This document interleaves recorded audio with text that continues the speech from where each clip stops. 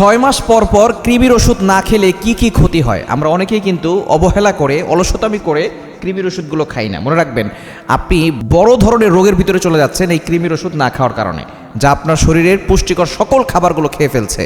অনেকে বলবেন যে এই ধরনের কথা কেন বলা হচ্ছে। মনে রাখবেন, আপনি সুস্থ থাকলেই কিন্তু আল্লাহর ইবাদত করতে পারবেন। আপনি যখন সুস্থ থাকবেন তখন আপনার নামাজ পড়তে ভালো লাগবে, আপনি তাহাজ্জুদ নামাজ পড়তে পারবেন, আপনি নফল রোজা রাখতে পারবেন, আল্লাহর ইবাদত করতে পারবেন। কিন্তু যদি আপনি অসুস্থ হয়ে পড়েন তখন কিন্তু আপনি আল্লাহর ইবাদত করতে কষ্ট হয়ে যাবে। এই জন্য সুস্থ থাকা হচ্ছে আল্লাহ তাআলার কাছে এবং দুনিয়ার মানুষের কাছে বড় একটি নিয়ামত।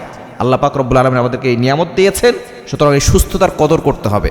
আপনি 6 মাস পর পর কৃমির ওষুধ খাবেন, আর না হলে প্রত্যেকটা মানুষের শরীরের ভিতরে এই কৃমি হয়।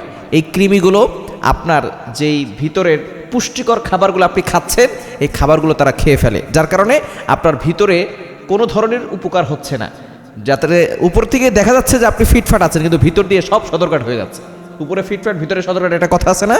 তো আপনি যদি কৃমির ওষুধ না খান, তাহলে আপনি যখন খাবারগুলো খাচ্ছেন এই পুষ্টিকর খাবার সব কৃমি খেয়ে ফেলতেছে।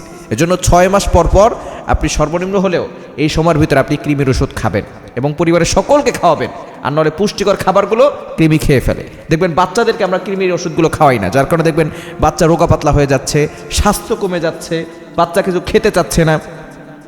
আমরা অনেক সময় বুঝি না যে আসলে সমস্যাটা কী।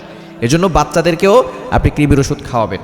একেবারে যাদের বয়স 3 বছর হয়ে গেছে, তার আগে যদি কৃমি না হয় তাহলে না, তারপর থেকে আপনি 6 মাস পর পর বাচ্চাদেরকেও কৃমি খাওয়ানোর ওষুধ খাওয়ানোর চেষ্টা করবেন। দ্বিতীয় নম্বর হচ্ছে শরীরের রক্ত খেয়ে ফেলে।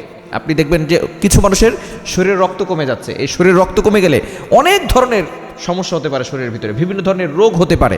এজন্য শরীরের রক্ত পর্যন্ত কৃমি খেয়ে ফেলে, এজন্য আপনি কৃমির ওষুধ খাবেন। এবং 3 নাম্বার হচ্ছে শরীর দুর্বল হয়ে যায়। যখন আপনার শরীরের পুষ্টিকর খাবারগুলো কৃমি খেয়ে ফেলবে, আপনার রক্ত খেয়ে ফেলবে, তখন দেখবেন আস্তে আস্তে শরীরটা দুর্বল হয়ে যাবে এবং দেখবেন যে আপনি খাচ্ছেন ভালো, কিন্তু শরীরের কোনো শক্তি নাই, শরীর একেবারে দুর্বল হয়ে যাচ্ছে এবং ওজন কমে যাবে। অনেক মেয়েরা বলে ওজন কমে যাচ্ছে কেন? অনেক খাবার খাচ্ছে কিন্তু ওজন কমে যাচ্ছে কেন? এই যে আপনার কৃমি সব খাবারগুলো খেয়ে ফেলে, এই জন্য আপনার ওজন দিন দিন কমে যাচ্ছে এবং আপনার গ্যাস হওয়ার সম্ভাবনা আছে। এই গ্যাস্ট্রিকের সমস্যা হচ্ছে বড় সমস্যা, আমরা এটা অনেকে বুঝি না। গ্যাস হয়ে যেতে পারে, গ্যাস হয়ে গেলে আস্তে আস্তে কোষ্ঠকাঠিন্য হবে এবং আস্তে আস্তে বড় ধরনের সমস্যা হবে, আলসার পর্যন্ত হতে পারে। এবং বদহজম সবচেয়ে ভয়ঙ্কর একটা জিনিস। বদহজম হয়ে গেলে এই যে একটা ব্যথা, যারা গ্যাসের ব্যথা যাদের আছে, বদহজমের ব্যথা যাদের আছে, তারা অনুভব করতে পারেন এবং বদহজম আপনার শরীরকে বড় ধরনের রোগের দিকে নিয়ে যেতে পারে। বদহজম হতে পারে, বমি বমি ভাব হতে পারে। সুতরাং এই কৃমির ওষুধ 6 মাস পর পর আপনি খাবেন, তাহলে আপনি সুস্থ থাকতে পারবেন এবং আপনি সুস্থ থাকলে আল্লাহর ইবাদত করতে পারবেন।